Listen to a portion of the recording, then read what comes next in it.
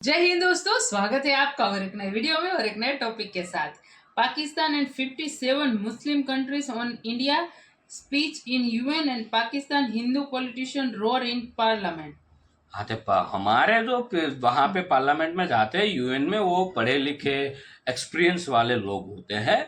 और पाकिस्तान की तो आप लोग अच्छे से जानते ही हो, जिसके बारे में कुछ कहने की आवश्यकता मेरे हिसाब से नहीं है। लेकिन हम पहले वीडियो देखते हैं, आशा करेंगे दोस्तों पसंद आएगा, और पसंद आए तो लाइक और शेयर जरूर से कर दीजिएगा। और चैनल पर पहली बार है, सब्सक्राइब नहीं किया तो साथ में सब्सक्राइब भी कर दीजिएगा। चलिए स्टार्ट करते हैं। In keeping with India's long-standing position, we hope that this would be reconsidered in due course and that Palestine's endeavor to become a member of the United Nations will get endorsed. Two-state solution achieved through direct and meaningful negotiations between both sides on final status issues will deliver an enduring peace. Sindh में पक्के के डाकू हमारी हिंदू लड़कियों को जबरदस्ती इस्लाम कबूल करवा रहे हैं। जनाब, पक्के के डाकू, कच्चे के डाकू तो लोगों को अगवा करते हैं, पक्के के डाकू हमारी लड़कियों को जबरदस्ती अगवा करके। मैं पाकिस्तान में रहते हुए बिल्कुल भी महफूज नहीं हूँ। ये ट्रू और हकीकत पर मबनी बात।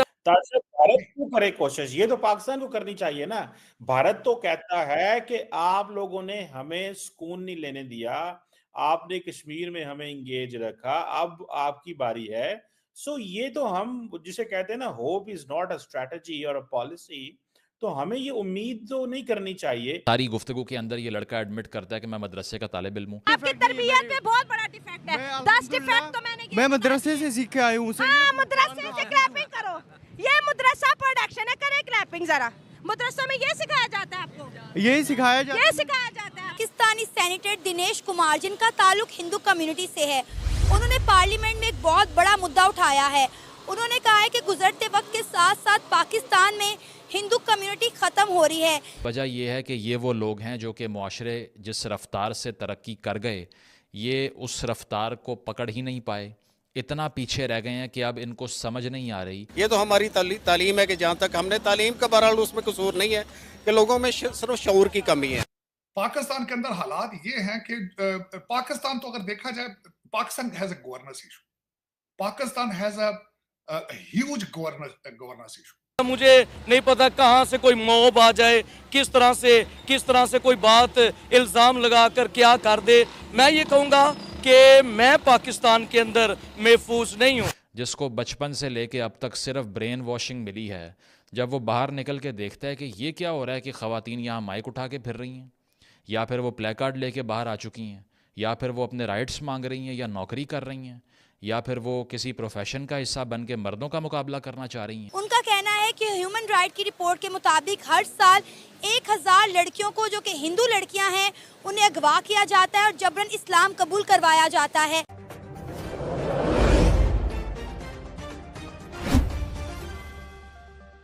भारत क्यों करे कोशिश? ये तो पाकिस्तान को करनी चाहिए ना।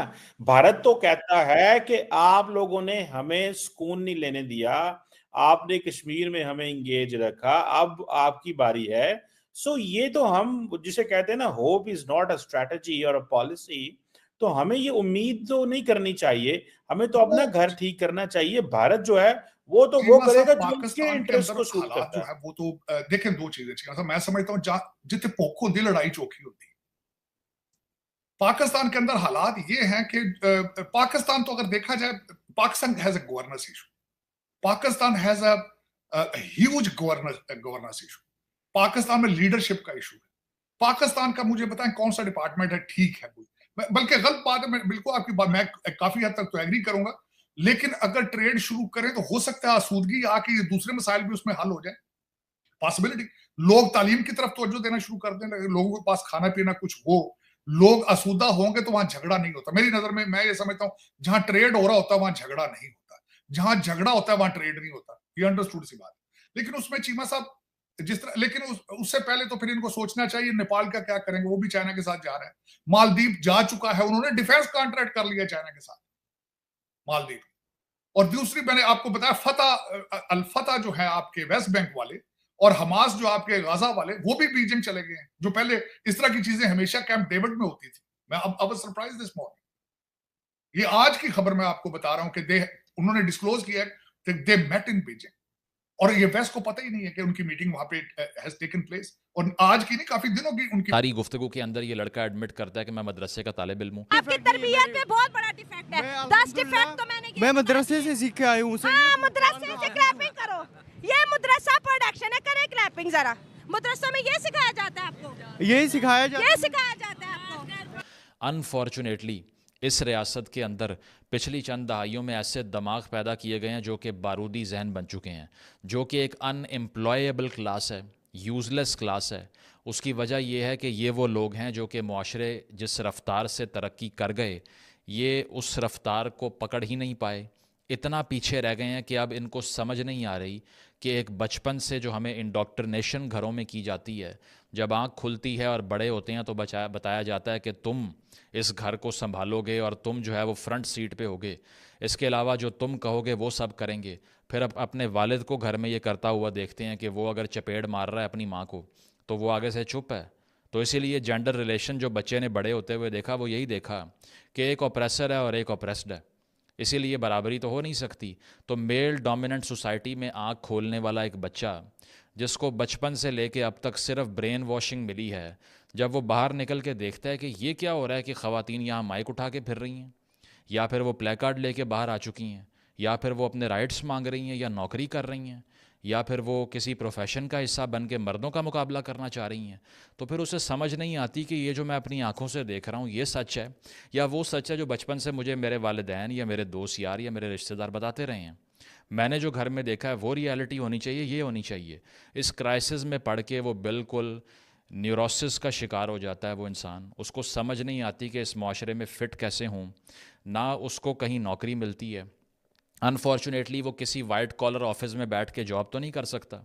इस तरह का जहन अगर किसी MNC के अंदर, मल्टीनेशनल के अंदर जाके बिठा दें तो वो तो कॉलीग्स के मूविंग फॉरवर्ड इस वक्त भारत के अंदर से मैं पिछले दिनों में काफी चीजें पढ़ता रहा हूँ इलेक्शन के हवाले से, क्योंकि जब इलेक्शन हो रहे होते हैं उसमें लोग खुल के बातें डिस्कस कर रहे होते हैं एक दूसरे की पॉलिसीज में। इस वक्त अगर देखा जाए तो बार बार एक तो अंडरस्टूड सी बात है इसमें कि मोदी साहब की पॉलिसी सिर्फ एक ही है कि मैंने मेजॉरिटी में से मेजॉरिटी के वोट लेने हैं, मेजॉरिटी हिंदू पॉपुलेशन है उसमें से मेजॉरिटी के मैंने वोट किस तरह लेने। लेकिन एक पॉलिसी को मुसलसल उसको इतना यूज करना कि एंटी मुस्लिम इतना ड्रम आप बजाओ आप कि आप सारी दुनिया में आप लग रहे हो कि आप यू आर एंटी मुस्लिम।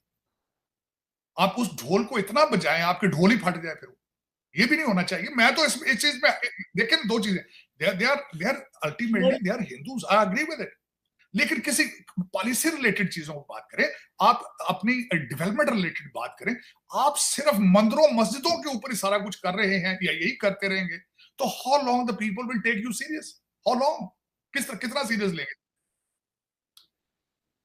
नहीं, मेरा ताड़ साहब ये बात आपकी सही है और मेरा ख्याल है कि प्राइम मिनिस्टर मोदी के पास बेचने को बहुत कुछ है। उन्होंने 10 साल हुकूमत की है, उन्होंने बड़ी डेवलपमेंट कराई है, उन्होंने ग्लोबली इंडिया को बड़ा रेलिवेंट किया है, उन्होंने पॉलिटिकली रेलिवेंट किया है, ग्लोबल पावर्स इंडिया के अंदर आती हैं। अब तो they need to show magnanimity and उनको एक ब्रॉडर।